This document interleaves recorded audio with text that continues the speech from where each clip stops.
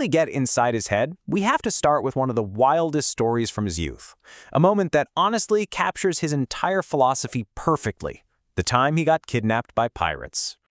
I mean, can you even imagine the nerve? You're 25, you're chained up on some pirate ship, and your first move is to critique their business model.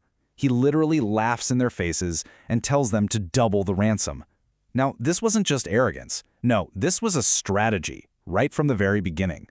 For the next 38 days, get this, he acted less like a prisoner and more like he was the one in charge. He'd write poetry and then force the pirates to sit there and listen to it. He'd demand they shut up when he wanted to take a nap. And then he'd just casually mention that as soon as he was free, he was going to come back, hunt them all down, and crucify every single one of them. Which, by the way, he totally did. And that whole crazy story perfectly illustrates the core idea of what we're talking about today, the debt engine. It's a strategy where you don't just deal with pressure, you go out and you create it. You build a situation so massive, so high stakes, that the only way out is some kind of epic, world-changing success. So why on earth would anyone choose such a dangerous, frankly insane path?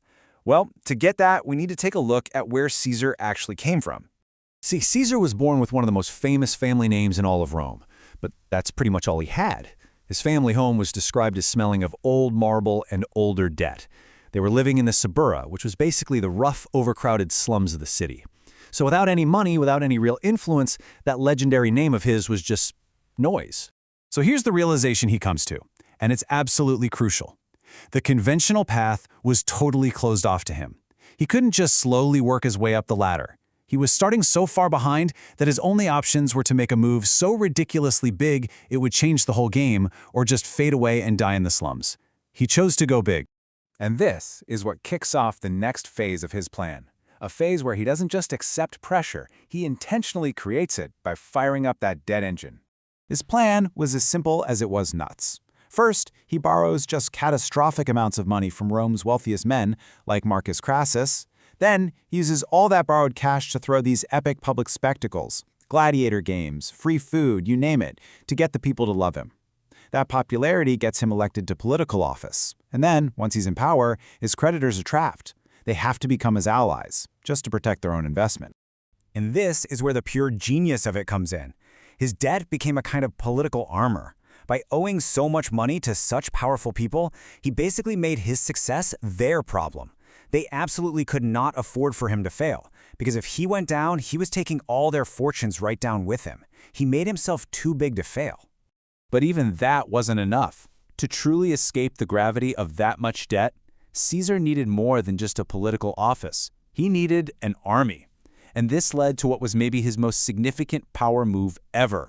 He formed an unofficial alliance that the old guard in Rome called the Three-Headed Monster. It was the first triumvirate. You had Caesar, who brought his insane popularity and political genius. You had Pompey, the greatest general of his time, who brought the military muscle. And you had Crassus, Caesar's biggest lender, who brought basically unlimited money and influence. The three of them together, yeah, they were pretty much unstoppable. Now, the crucial part of this whole deal, the real prize for Caesar, was what he got out of it. This alliance secured him a military command as the governor of Gaul, and this wasn't just another job. This was the key. This was the one thing that could solve his mountain of debt once and for all. It was his shot to conquer his way to solvency. And so, the final all-or-nothing phase of the debt engine strategy kicks off. The huge gamble now had to pay off, and it was going to pay off through brutal war and conquest. For 8 long years, Caesar waged this relentless, brutal campaign across what we now call France and Belgium. He even crossed the English Channel to invade Britain. And all the while, he was a master propagandist. He wrote his famous commentaries on the Gallic Wars, sending back these thrilling stories of his victories to make sure nobody back in Rome forgot his name. He was keeping his popularity sky high. The human cost of this campaign was just staggering. By the time he was finished, it's estimated he had enslaved 1 million people. And the reward? It was just as staggering. He plundered so much gold from Gaul that those old, life-crushing debts he had, suddenly they looked like pocket change. The debt engine hadn't just been paid off. It had turned him into the most powerful man in the world. So, after all that, what's the ultimate lesson here? What do we take away from this incredible and, let's be honest, brutal story of Caesar's debt engine? It all boils down to this really simple and kind of terrifying philosophy. When you are faced with a problem that seems impossible, you don't back down. You don't try to find a way around it. You push forward, even harder. You raise the stakes until the pressure itself is the thing that launches you over the top. Think about it. Caesar never retreated from anything. His impoverished start, his political enemies, his catastrophic debts, he used every single one of them as fuel. Everything that should have been a reason to quit, he saw as a reason to accelerate. Which, of course, brings us all the way back to that pirate ship. It leaves us with one final thing to think about. When you're faced with your own challenges, your own pirates, whatever they might be, would you have the audacity not just to meet the demand, but to double it, to declare your own value before you've even proven it, and then go out and make the world believe it?